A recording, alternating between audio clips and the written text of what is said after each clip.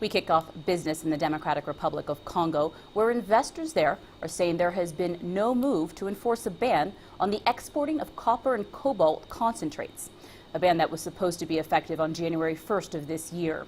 The DRC, one of Africa's top copper producers, ordered the ban in April 2013, but gave the mining companies 90 days to clear their stockpiles before pushing the deadline further into the new year.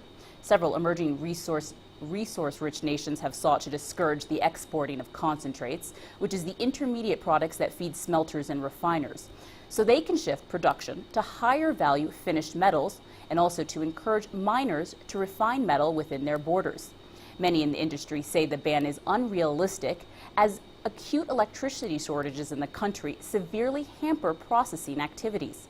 Congo attempted to introduce similar rules in 2007 and 2010, but each time the decision was reversed. And as fighting continues in South Sudan, many Ugandan traders are continuing their losses. South Sudan relies on Uganda for most of its imports, and as CCTV's Michael Baleka with the story on one regional trader who fled Uganda after the fighting broke out just 2 weeks ago. For the last 5 years, Paul Akena has been working on his outdoor advertising business in South Sudan. When fighting broke out in the capital Juba, together with colleagues, he shut down operations and fled back to Uganda. Everything is at standstill. Everybody's hopes are shattered. We basically don't know what is going to happen tomorrow. So what I would say is there's lots of uncertainty, and right now business is surely at standstill. Having started small back home in Kampala, like many Ugandan traders in 2008, Akena moved to Juba to find his fortune. But he left in a hurry because of the fighting.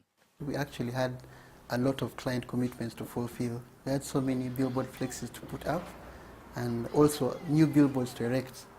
Right now we've left most of them on the streets of Juba, just lying down.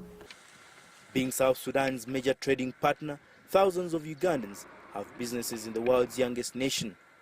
Since fighting broke out, the Ugandan military has evacuated more than 1,000 people from troubled areas. But Paul Akena is one of many Ugandan business people who hopes to soon return and pick up where he left off. South Sudan has been in war before, and we have been monitoring the situation day by day, and we had reached a point when we knew for sure South Sudan will not go back to war again. Now that it happened during a time when you already said, you know, we are going full throttle, there is no return. And we still maintain our stand, we are not returning. I mean, we just have to wait for it to go back and go and continue working. Many foreigners who are doing business in South Sudan are uncertain about the future of their trade. They are hopeful peace can be restored and trade can return to normal. But every day the fighting continues, it hurts them financially. Michael Baleke, CCTV, Kampala. All right, we go now to the markets to see what we've been tracking here for you. All right, we start the day in Nigeria, where the exchange all-share index is in the red at 0.24%. We move to the JSE, where the JSE is posting today also in the red down 0.63%. And we move to the Nairobi Securities Exchange, which is also posting in the red, down 0.33%. And lastly, we move to the EGX, which is, of course, closed today because today is Friday.